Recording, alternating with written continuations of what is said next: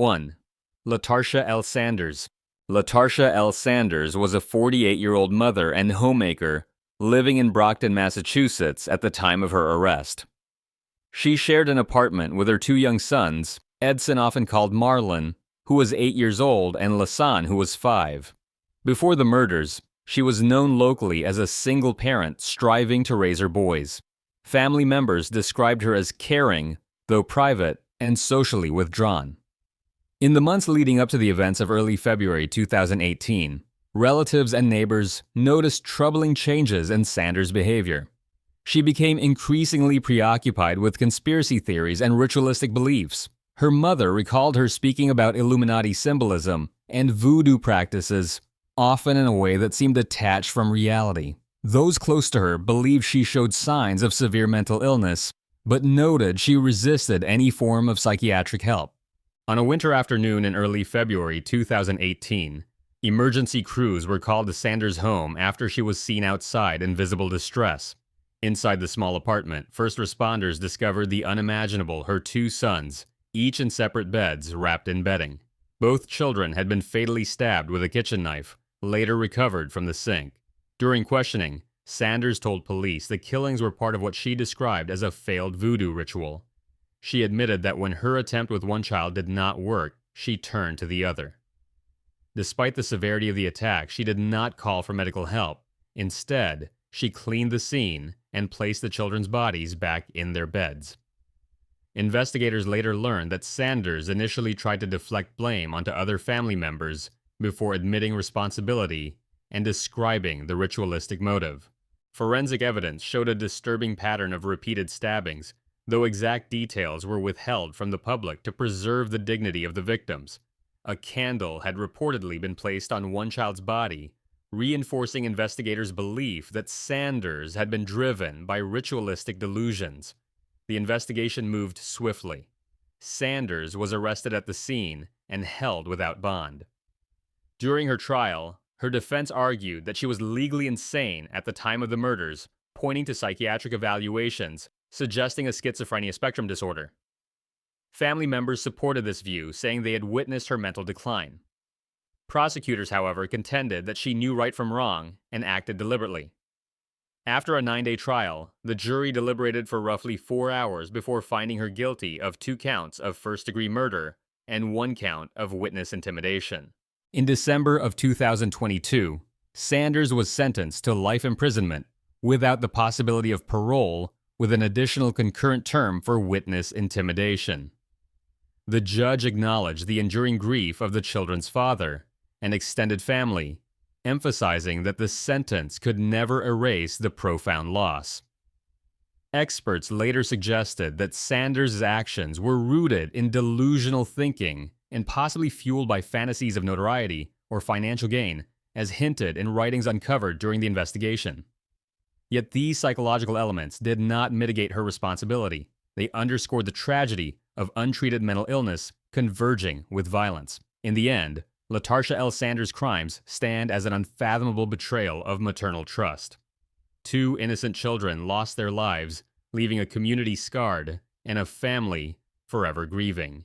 While justice was served in the courtroom, the memory of Edson and Lasan endures as a solemn reminder of the need for vigilance, early intervention in mental health crises, and an unwavering commitment to protect the most vulnerable. 2. Julia Enright. Julia Enright was a 24-year-old from Ashburnham, Massachusetts, working as a phlebotomist at the time of her arrest.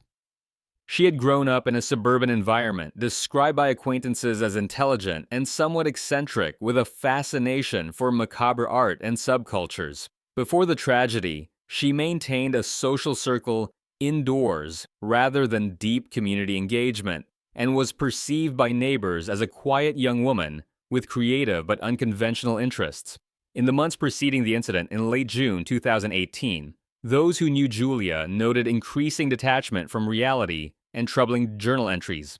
She spoke about curiosity to kill and referenced collecting animal remains, grave-robbing fantasies, and dominant role fantasies influenced by controversial figures.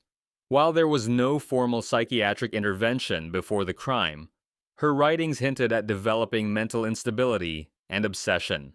One evening in late June 2018, Julia invited her former boyfriend, 20-year-old Brandon Chickless, to a treehouse located on her family's property in Ashburnham. She claimed it was a surprise. Once he was inside, she stabbed him multiple times. She later told investigators she believed he had assaulted her, prompting her to act in self-defense. She described pulling a knife from her belt after he attacked her and striking him despite initial hesitation. She then contacted a new boyfriend, urging him to dispose of the body across the state line in New Hampshire along Route 119. Brandon's body was discovered there about a month later. Investigators quickly focused on Julia. The lack of immediate report and the distance to where the body was found raised suspicion. She took the stand in her own defense, offering a narrative of self-defense rooted in alleged sexual assault. She cried on the witness stand, but the judge disallowed cameras in the courtroom. Prosecutors countered by reading her journal, where she had written of an insatiable curiosity to kill a person and described fantasies tied to notoriety. They argued the killing was a premeditated thrill kill rather than a defensive act. In November 2021, a jury found her guilty of second-degree murder. They rejected her self-defense claim and accepted the prosecution's view that her motivations were not genuine fear, but a desire for control and attention. In early March 2022, the court sentenced Julia to life in prison with the possibility of parole after 25 years. Her then-boyfriend Jonathan Lind was later convicted on perjury charges for lying to a grand jury about their whereabouts following the homicide. His trial occurred in late 2024. The grand jury proceedings underscored the extent of planning and concealment surrounding the crime. Psychologists and experts reviewing the case noted a complex mix of motivations, a disturbing thrill-seeking element, delusional fantasizing, and possibly revenge or rejection. Julia's own writings reflected a fascination with death and power, and a belief she might become infamous. While she asserted self-defense, her emotional detachment and post-incident behavior contradicted that claim.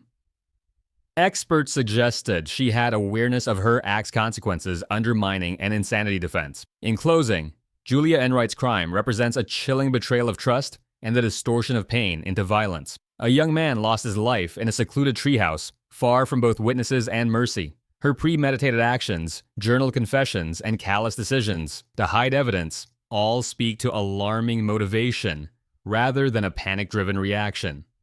The life sentence imposed demands responsibility and acknowledges the profound grief inflicted on the victim's family and community. There is no justification for allowing fascination or emotional disturbance to become an excuse for murder. This case is a solemn reminder that accountability, mental health vigilance, and moral clarity are essential to prevent such tragedies. 3. Julie Corey. Julie Corey was a 35-year-old woman working in Worcester, Massachusetts at the time of her arrest. She held jobs intermittently and was seen as socially isolated, though she sometimes appeared caring and community-oriented. She grew up in modest circumstances, having experienced a miscarriage earlier in 2009. Before the crime, she maintained a quiet home life and appeared normal to neighbors who described her as friendly but reserved. In the period leading up to the tragedy in July 2009, Julie experienced emotional upheaval following her miscarriage. She told others she believed she was again pregnant, despite medical evidence to the contrary. That denial and grief may have deepened her psychological distress, creating what experts later described as delusional and obsessive behavior. No formal psychiatric diagnosis was made prior to the crime, but her refusal to seek help and denial of reality suggested escalating instability. On a summer morning in late July 2009, Julie's acquaintance, 23-year-old Darlene Haynes, 8 months pregnant, was found dead in her Worcester apartment.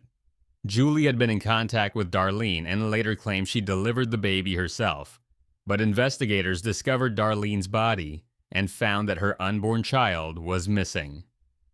2 days later, Julie and her boyfriend were located at a homeless shelter in Plymouth, New Hampshire, in possession of the infant, presenting the newborn girl as their own child.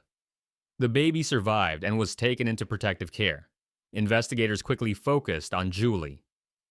Evidence including timing of Darlene's death, Witness statements and medical examination indicated Darlene had been beaten and strangled, and her abdomen had been opened by the killer. Julie was arrested and charged with first-degree murder and kidnapping. During trial, her attorneys claimed she had no role in the actual killing, suggesting Darlene's ex-partner had committed the crime and given the baby to Julie. They argued police failure to follow other leads left reasonable doubt. Prosecutors countered citing Julie's presence with the baby, her behavior, and purposeful concealment as evidence of premeditation and delusion, and noting her miscarriage months earlier may have triggered an obsessive belief that she needed a child. A Worcester Superior Court jury was presented with first-degree murder charges grounded in premeditation and cruelty. Julie did not testify. After deliberation, the jury convicted her. In February 2014, she was sentenced to life imprisonment without the possibility of parole as required by state law. At sentencing, Darlene's father brought his daughter's ashes into court, visibly distraught, while the victim's young daughter submitted a written statement expressing heartbreak and anger, saying that killing her mother was very bad and mean. The case drew intense media attention, and family members of the victim spoke passionately about the loss and betrayal experienced.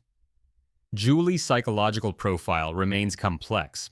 Experts urge that her miscarriage denial of reality and possible psychosis contributed to delusional thinking. She appeared convinced the infant was hers, overlaying grief with a dangerous fantasy.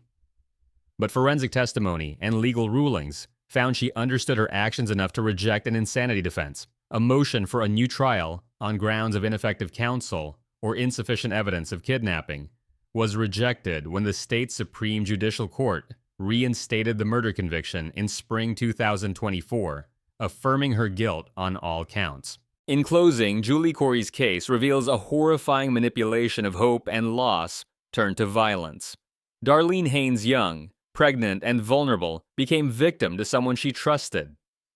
The infant survived, but was stripped from her biological mother, forced into a false narrative crafted by the killer.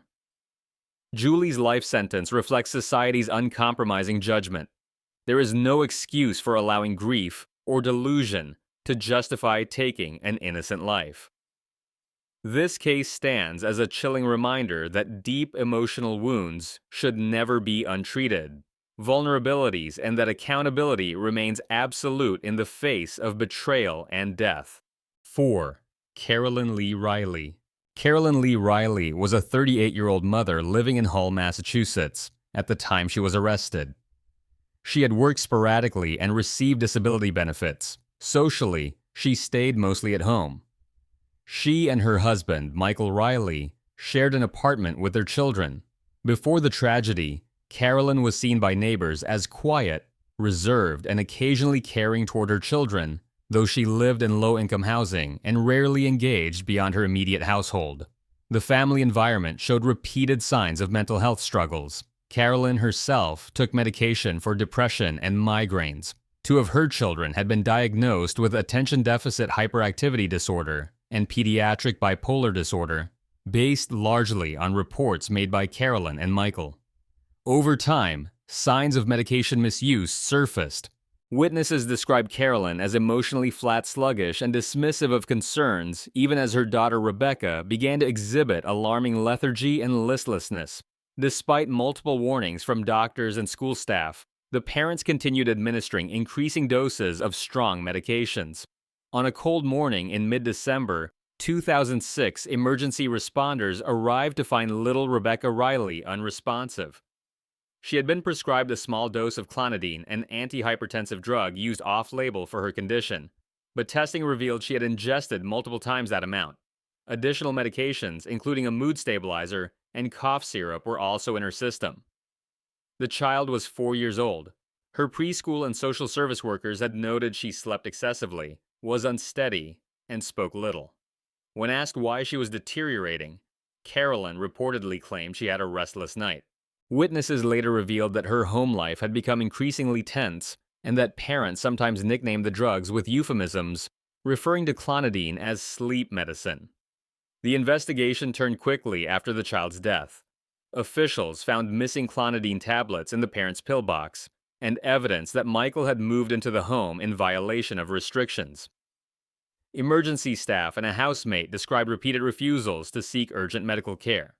The medical examiner concluded that Rebecca's cause of death was an overdose with lung damage, consistent with prolonged overmedication. The findings sparked horror and outrage when they became public, particularly as social workers and educators had repeatedly raised alarms about Rebecca's condition before her death. Carolyn and Michael were arrested in early February 2007, charged with first-degree murder in connection with their daughter's death.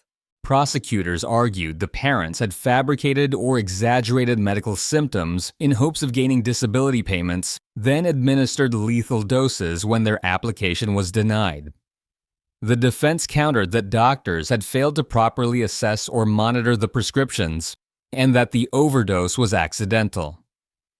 At trial, testimony from social workers, preschool staff, and pharmacists painted a picture of deliberate overmedication and refusal to act in a crisis. In early February 2010, Carolyn was found guilty of second-degree murder. The jury rejected claims of medical mismanagement as the sole cause, concluding that her actions showed malice and neglect. She was sentenced to life in prison with the possibility of parole after 15 years. Psychological experts later reflected that her behavior combined grief denial and a troubling over-reliance on medication as control. Observers noted that Carolyn seemed detached, continued drug use despite warnings, and failed to intervene as her child deteriorated. Her case highlighted debates about the ethics of psychiatric diagnosis in very young children and raised urgent questions about parental responsibility and institutional oversight. Ultimately, Carolyn Lee Riley's case stands as a tragic breach of trust and duty. A child entrusted to her care suffered and died as a result of unjustified overmedication and disregard. No claim of mental distress or systemic error can soften the gravity of the choice to continue dosing a vulnerable child to death. Her sentence reflects society's firm condemnation and underscores the importance of vigilance in protecting those who cannot speak for themselves. This story is a sobering reminder that accountability must prevail when authority is abused in the name of care. 5. Sheila M. Berry. Sheila M. Berry was a 41-year-old woman living in Brockton, Massachusetts at the time she was convicted. She had earlier worked odd jobs and lived with family friends, but had a history of psychiatric hospitalizations and was socially unstable. Before the incident, neighbors recalled her as unpredictable, sometimes friendly, other times withdrawn and intense, but she had no public image or local employment that made her known in the community. In the months leading up to the events in mid-August 2002, Sheila's mental health worsened. She had suffered a serious head injury as a young teen, followed by long-standing psychiatric diagnoses of bipolar disorder with psychotic features and schizoaffective disorder. In addition, she had a cerebellar brain tumor that was discovered but left untreated until after the incident. On the night she drank rum, observers later noted she was agitated, muttering delusional statements and behaving erratically, signs of an untreated and escalating psychotic crisis. There had been prior hospital admissions where she exhibited paranoia and hallucinations. That night after dinner and consuming 2 to 3 glasses of rum, Sheila entered a small neighborhood market and became embroiled in an argument. She was struck in the face and later grabbed beer bottles, threatening passers-by. The victim, Admelson Goncalves, tried to calm her. He held her arms to ease tension, a move witnesses described as compassionate. The victim and Sheila knew each other from the neighborhood. Tensions remained high as Sheila eventually retrieved a cinder block from a backyard and began striking him repeatedly on the head. Witnesses described her as totally zoned out, unresponsive to pleas to stop growling as she struck until the block shattered. The victim collapsed and died from the injuries. Sheila then took his bicycle and rode away from the scene. When officers arrived shortly after, they found her screaming threats, including claims she would blow up the police station and other buildings. She resisted arrest and had to be subdued with force. Investigators arrested her at the scene, and she was eventually committed for psychiatric evaluation. Initially convicted of first-degree murder on a theory of extreme atrocity, or cruelty with a jury instructed under law, saying knowing consumption of alcohol could negate an insanity defense, she appealed. The Massachusetts Supreme Judicial Court found those jury instructions flawed, ruling that Sheila's mental illness may have been activated or intensified by alcohol and thus deserved a retrial. They concluded the initial conviction risked a miscarriage of justice. At retrial, evidence included expert testimony that Sheila's psychiatric conditions and cerebellar tumor left her incapable of conforming her behavior that night. The jury again convicted her, though subsequent appeals eventually led her to plead to manslaughter. Her original sentence of life without parole was overturned, and instead, she accepted a plea resulting in a reduced charge manslaughter with a sentence that allows possible parole. Media coverage and family reaction were intense. The victim's family expressed deep grief and outrage that someone they saw struggling with illness could cause such violence. Experts who evaluated her emphasized that her actions emerged from a complex mix of neurological damage, untreated mental illness, and intoxication. Those assessments describe motives not of revenge or calculated malice, but of complete mental disintegration. Sheila's tumor impaired emotional regulation. The head injury and misdiagnoses compounded her fragility. On the night of the killing, alcohol is believed to have exacerbated delusions and agitation, triggering uncontrollable rage. In the end, Sheila M. Berry's case stands as a tragic intersection of untreated mental illness, brain pathology, and alcohol, culminating in the senseless loss of a life. Though psychological and neurological factors shaped her behavior, they do not excuse the gravity of her actions, nor the devastation inflicted. The legal system ultimately acknowledged both the need for accountability and recognition of mental disorder. This story highlights the necessity of careful consideration when mental illness and neurological damage interact with substance use, and the importance of ensuring legal processes fairly evaluate responsibility. Victims deserve justice, but truth demands that mental health complexities be examined. 6. Kristen Heather Gilbert. Kristen Heather Gilbert was a nurse in her early 30s at the time of her arrest at the Veterans Affairs Medical Center in Northampton, Massachusetts. Before the crimes came to light, she was trusted in her profession and respected by colleagues known for her composure during emergencies and her poised demeanor on late afternoon to midnight shifts. She lived with her 2 young sons and was seen by neighbors as dependable and professional. Though she had previously shown troubling behavior during her earlier education, including episodes of dishonesty and emotional instability. In the years leading up to the deaths, coworkers noticed a striking pattern, an unusually high number of cardiac arrests and fatalities during the times Gilbert was on duty. Though Massachusetts does not allow the death penalty, her crimes took place on federal property, making them subject to federal law. Fellow nurses had dubbed her the Angel of Death as they suspected she was removing epinephrine vials from locked cabinets. This pattern of emergency calls and suspicious incidents set the stage for criminal scrutiny long before charges were filed. Between roughly 1995 and 1996, Gilbert was linked to at least 4 confirmed deaths. Patients Stanley Jagodowski, Henry Houdon, Kenneth Cutting, and Edward Squira. Prosecutors showed that she had injected massive doses of epinephrine, also known as adrenaline, into intravenous therapy bags, triggering heart failure. She would then respond to the coded emergencies, often taking part in resuscitation efforts herself. Her motives appeared tied to a desire for attention and drama, particularly to impress a security guard she was involved with. The investigation began after colleagues reported suspicious losses of epinephrine and a rise in emergency codes during Gilbert's shifts. An internal probe revealed no clear medical justification for these patterns. In 1998, while under investigation, Gilbert phoned in bomb threats to the hospital attempting to derail the inquiry. She was convicted for that offense and served more than a year in federal prison. Her trial on the murder charges took place in early 2001. A federal jury convicted her of 3 counts of first-degree murder, 1 count of second-degree murder, and 2 counts of attempted murder. Prosecutors presented evidence that she had orchestrated multiple emergencies for personal validation, often at the expense of elderly and vulnerable veterans. Defense counsel argued that the deaths were natural given the patient's illnesses and that there was no direct witness to an injection.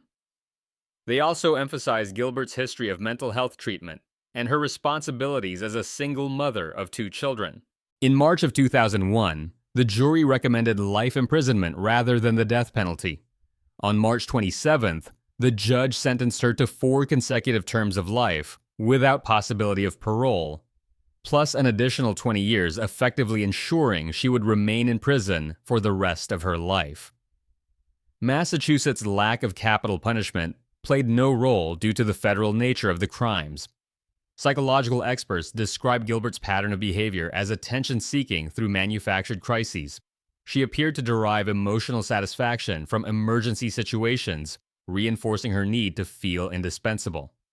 The prosecution framed her as someone who manipulated life-and-death scenarios for dramatic effect, while the defense highlighted her early psychiatric incidents and personal instability. Ultimately, experts agreed that she understood her actions. This understanding invalidated any insanity claim. In conclusion, Kristen Gilbert's case is a chilling betrayal of trust. A nurse entrusted with care instead manipulated her position to create crises. She orchestrated harm against vulnerable patients to satisfy emotional and relational needs. Her life sentences affirm that the legal system demands accountability, even in the face of psychological triggers. This story serves as a stark reminder. Trust in caregiving roles must never be blind, and moral clarity must prevail when authority is abused for personal gain. 7.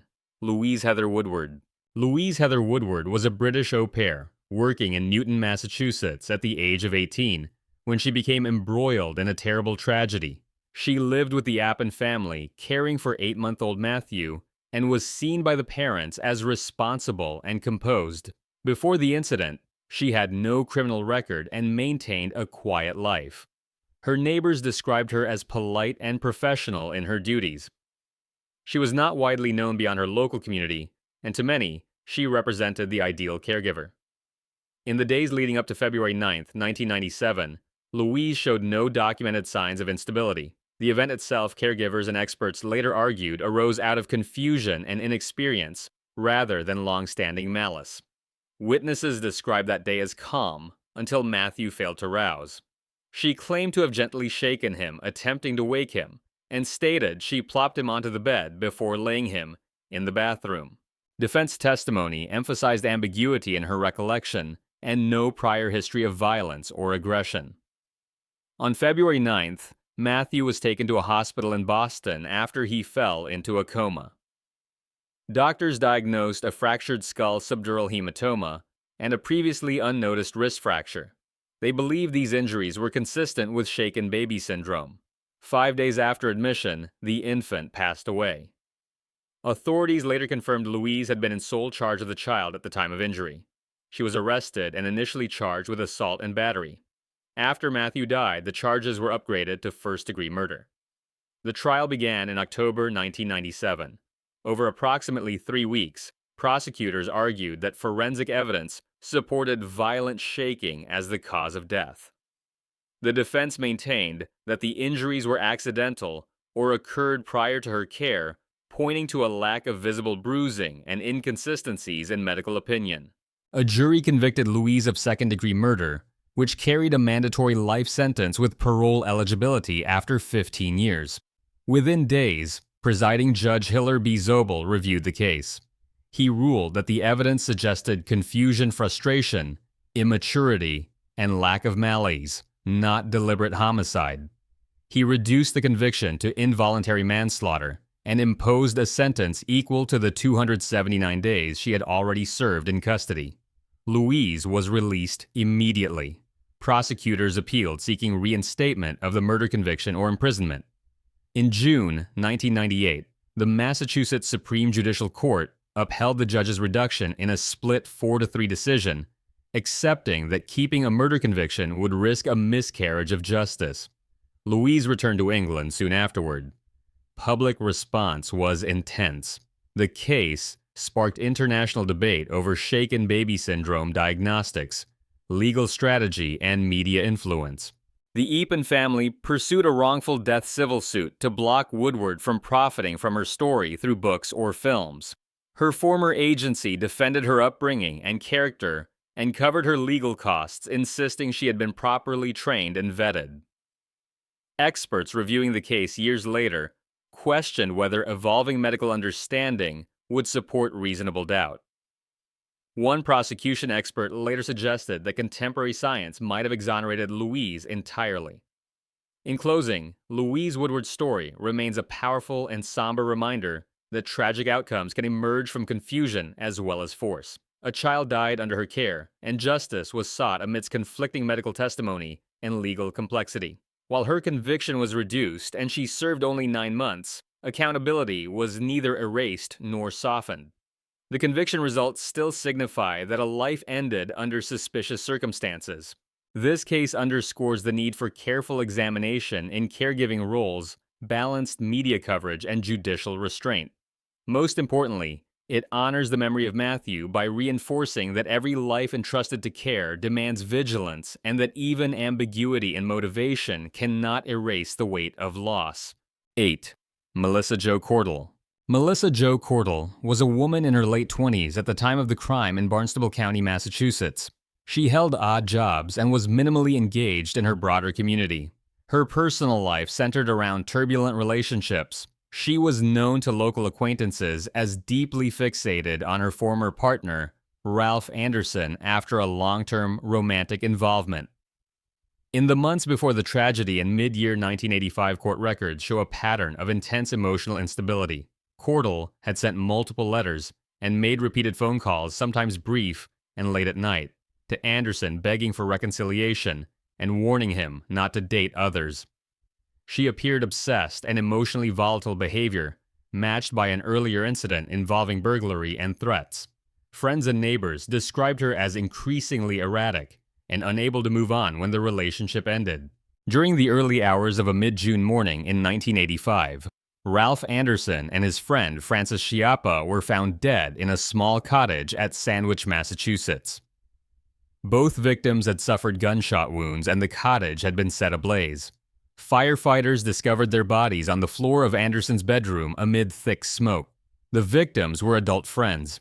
Anderson had been Cordle's former long-term partner. Schiappa was not romantically involved, but had been present during prior visits. Neighbors reported seeing Cordle in the area late at night, driving back and forth on the street near the cottage. Earlier, 3 weeks before she had broken into Anderson's home and damaged property, reportedly after pleading with him for contact. After the fire and murders, she denied being there later, claiming she had not been in Sandwich for over a week, even though evidence contradicted her statements. She wrote threatening notes and had told mutual acquaintances that she was watching Anderson and his new partner closely. Investigators connected Cordle to the scene through a combination of circumstantial evidence, her presence in town that morning, the pattern of harassment, physical damage at the scene, consistent with escape and entry, and letters in which she threatened violence if Anderson did not return to her. Her behavior indicated both awareness and malice. She was arrested and charged with first-degree murder and burglary. Her trial began following an appeal that overturned her first conviction due to improper jury instructions. In her retrial, prosecutors outlined Cordle's long-term obsession, her prior burglary, and the premeditated nature of the fire and shootings. Defense maintained that evidence was circumstantial and insufficient to prove she personally committed the act. Ultimately, the jury again convicted her on charges of first-degree murder for both deaths and burglary. She was sentenced to life without parole, reflecting the most serious possible outcome under Massachusetts law. Psychologists who later reviewed the case described Cordle's actions as emerging from intense emotional fixation, rejection, and escalating desperation. Rather than a crime driven by mental illness, experts characterize her motives as possessive obsession, driven by a delusional belief that she could reclaim a lost relationship. No official psychiatric diagnosis at trial suggested insanity. Rather, she was deemed fully criminally responsible. In conclusion, Melissa Jo Cordle's story is a stark portrait of a mind consumed by obsession, culminating in the brutal betrayal of former intimacy. 2 lives were extinguished in a planned and destructive act rooted in jealousy. Her conviction and sentence underscore that emotional instability is never a justification for violence. This case reflects the necessity of recognizing and intervening in behavior when warning signs escalate, and it also reiterates that accountability must prevail when relationships deteriorate into lethal obsession. 9. Amy Elizabeth Bishop. Amy Elizabeth Bishop was around 44 years old at the time of her assault on the University of Alabama in Huntsville, where she worked as an assistant professor in the biology department. She was married and a mother of 4, with a PhD in genetics from Harvard University, and a promising academic background that included undergraduate study at Northeastern and teaching at Harvard Medical School. She appeared outwardly stable and high-achieving, well regarded for her intelligence, carrying herself with the confidence of a tenured researcher. But beneath that public image lay troubling personal history. She grew up in Massachusetts, in what appeared to be a stable family environment with a younger brother. However, decades earlier, she shot her brother Seth Bishop when she was 21 and he was 18. The official investigation deemed the incident an accident at the time, but later scrutiny raised suspicion about her behavior and emotional state. In the late 1990s, she wrote unpublished novels exploring themes of scientific disaster and personal despair. Colleagues described her as erratic, abrasive in meetings, and psychologically unstable, triggering complaints from students and faculty alike. Tensions surged when she was denied tenure in March 2009, launching her into distress conveyed in private writings and heated disputes with colleagues. She filed a gender discrimination complaint against a committee member who had referred to her as crazy and out of touch with reality. In the months leading up to the shooting, she reportedly practiced shooting at an indoor range with her husband, escalating concern among those around her. On a Friday afternoon in February 2010, during a routine biology department faculty meeting attended by about a dozen people in a conference room on the 3rd floor of the Shelby Center, she sat quietly for nearly 40 minutes. Just before 4 p.m., she abruptly retrieved a 9mm Ruger P95 semi-automatic pistol and began firing at colleagues seated nearest her. Witnesses described the shooting as execution style, aimed directly at heads in sequence. 3 professors, Department Chair Gopi Podila Maria Ragland Davis and Adriel Johnson, died instantly. 3 others, Louise Cruz Vera Stephanie Monticchiolo and Joseph Leahy, were wounded and survived, though injuries to Leahy included loss of his right optic nerve. As the chaos unfolded, biochemistry professor Deborah Moriarty rushed toward her and attempted to intervene, pushing her from the room while pleading with her to stop. Moriarty later said Bishop initially appeared angry, then confused when the gun jammed after she tried to shoot her. That malfunction allowed survivors to subdue her and block the door until law enforcement arrived. The firearm was later found in a restroom on the 2nd floor. Bishop was arrested outside the building minutes later. She reportedly reacted with disbelief, saying, "It didn't happen. There's no way. They're still alive." She was charged with capital murder for the murders and attempted murder for the surviving victims. Initially, her defense entered a not guilty plea by reason of insanity, citing her psychological history and unpublished novels revealing violent fantasies and suicidal ideation. In September 2012, she entered a guilty plea to avoid the death penalty. As required under Alabama state law, a brief sentencing phase was held. The jury deliberated swiftly, and on the same day, she was formally sentenced to life in prison without possibility of parole. The shooting also triggered a reopened investigation into her brother's death nearly 24 years after the incident. Norfolk County prosecutors concluded there had been probable cause to charge her, but Massachusetts authorities declined extradition given her existing life sentence in Alabama. Experts and psychologists have suggested her motive was tied to professional rejection, personal instability, and a long-standing sense of grievance, rather than any political or ideological cause. Her writings revealed preoccupations with despair, violence, and elimination of perceived threats. But those factors in no way excuse her actions.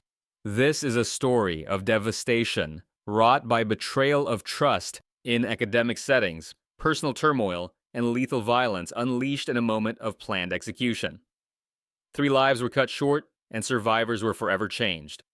The ripple effects on families, colleagues, and the academic community continue. Justice was served through a sentence ensuring she will never again harm anyone. Let this narrative stand as a cautionary tale about the tragic cost when institutional oversight fails and warning signs are dismissed. The crimes must be condemned, the victims remembered, and the impact fully acknowledged. 10. Sinedu Tadesse. Sinedu Tadesse was 21 years old and a junior at Harvard University when she committed a murder-suicide that sent shockwaves through the campus and the wider academic world. Born in Ethiopia in 1974, Sinedu had grown up in a privileged family during a time of political chaos and violence. Her father, a school principal, had been imprisoned during her childhood, and Sinedu reportedly grew up feeling isolated, ostracized, even by family and classmates. But she was exceptionally bright and driven. She attended the elite international community school in Addis Ababa on full scholarship, graduated valedictorian, and earned admission to Harvard. Yet, behind her academic success, Sinedu struggled with profound loneliness and emotional detachment. At Harvard, she failed to build meaningful friendships and began slipping academically. Even relatives nearby couldn't bridge the growing distance. Desperate for human connection, she mailed letters to dozens of strangers she picked from the phone book, asking them, sometimes pleading with them, to be her friend. Most never responded. Those who did were disturbed by the tone of her replies. Her journals, later obtained by journalist Melanie Thernstrom, revealed a mind sinking deeper into despair. She described herself as invisible, unwanted, and incapable of love. The one connection she clung to was with her roommate Trang Puong Ho, a Vietnamese-American student who was warm, well-liked, and flourishing. For 2 years they shared a room, but Sinedu grew emotionally dependent on Trang, becoming increasingly needy and possessive. When Trang decided to live with other students during their senior year, Sinedu was devastated. They stopped speaking altogether. On the morning of May 28, 1995, just after the semester's end, Sinedu carried out a carefully planned attack. She had purchased 2 knives and a rope in advance. The week before, she had sent a photo of herself with an anonymous note to the Harvard Crimson that read, "Keep this picture." There will soon be a very juicy story involving this woman. That Sunday morning, as Trang slept in their Dunster House dorm, Sinedu stabbed her 45 times with a hunting knife. A guest staying with Trang, a 26-year-old woman named Thao Nguyen, was also attacked, but managed to escape. Sinedu then entered the bathroom and hanged herself with the rope she had prepared. The campus was left reeling. Students and faculty struggled to comprehend how such violence could occur within the ivy-covered walls of Harvard. Trang Ho was just 20 years old, a brilliant pre-med student who had escaped war-torn Vietnam as a child. Her family, heartbroken and angry, filed a wrongful death lawsuit against Harvard in 1998, claiming that the university had failed to intervene despite clear warning signs of Sinedu's mental deterioration. In the years since, Harvard has reassessed aspects of its housing and mental health systems, though questions still linger. Melanie Thernstrom's book, Halfway Heaven, explored the tragedy in depth, revealing Sinedu's inner torment, but also sparking debate over institutional responsibility and the limits of empathy. Psychological experts later interpreted Sinedu's actions as the product of long-term untreated mental illness, possibly a severe personality disorder or psychosis. Her writings showed obsessive thinking, emotional collapse, and a deep belief that she had no future and no worth outside her relationship with Trang. But while mental illness helps explain the psychological decline, it does not and cannot excuse her decision to take a life. Trang Ho's murder was senseless, brutal, and irreversibly tragic. It robbed the world of a young woman with promise, compassion, and strength. Whatever pain Sinedu Tadesse endured, it does not absolve her of the horror she inflicted. The enduring legacy of this crime is one of lost potential for both women and a grim reminder of what can happen when suffering is ignored and violence is born from silence. 11. Jane Toppan. Jane Toppan, born Honora Kelly in the mid-1850s, stood at the center of one of the most chilling chapters in American medical history. At the time of her arrest, she was in her mid-40s, a respected nurse in Massachusetts whose public image was one of compassion and skill. But behind this polished exterior lay a life marked by tragedy and turmoil. Her mother died of tuberculosis when Jane was still a child, and her father, an unstable alcoholic, reportedly descended into madness. After being abandoned at a Boston orphanage, Jane was placed in the home of the Toppan family, where she took their surname and appeared at least outwardly to rise above her difficult beginnings. As she grew into adulthood, Jane excelled academically and showed promise in nursing school, but those close to her noted unsettling tendencies, compulsive lying mood swings, and an unusual fascination with death. Colleagues grew uneasy with her habit of lingering by patients nearing their final moments, sometimes even crawling into bed beside them under the guise of comfort. Though strange, her behavior went unchecked, allowing her to continue her work in hospitals and private homes throughout New England. The psychological triggers behind Jane's crimes appear rooted in both personal trauma and profound obsession. She admitted later that she experienced a disturbing thrill watching life fade and return in her patients. Unlike most female killers of the era who acted for material gain, Jane's motive was a dark compulsion, a craving for control over life and death itself. She later confessed her ambition was to have killed more helpless people, than any man or woman who ever lived. Between the late 1880s and the turn of the century, Jane Toppan embarked on a spree of poisonings using morphine and atropine. Her victims included hospital patients and members of wealthy families who had hired her as a private nurse. In the summer of 1901, her crimes escalated dramatically. While caring for the Davis family in Catawba, Massachusetts, she killed matriarch Mattie Davis, followed swiftly by two daughters Annie Gordon and Mary Gibbs, and then the family patriarch Alden Davis. The sudden string of deaths raised suspicions, leading surviving relatives to demand autopsies. Toxicology reports confirmed the presence of deadly drugs, and authorities launched a manhunt. Jane fled, but was arrested later that year in New Hampshire. In custody, she confessed to 31 murders and hinted at many more, possibly exceeding 70. Her trial in 1902 ended with a verdict of not guilty by reason of insanity. She was committed to Taunton Insane Hospital, where she lived quietly until her death in 1938. Experts have since described Jane Toppan as a rare female sexual sadist deriving gratification from the suffering of her victims. Her betrayal of the nursing profession, turning a role of healing into one of calculated harm, remains shocking over a century later. The lives she stole from veterans to family members serve as a grim reminder evil can hide behind even the kindest smile, and trust misplaced can cost everything.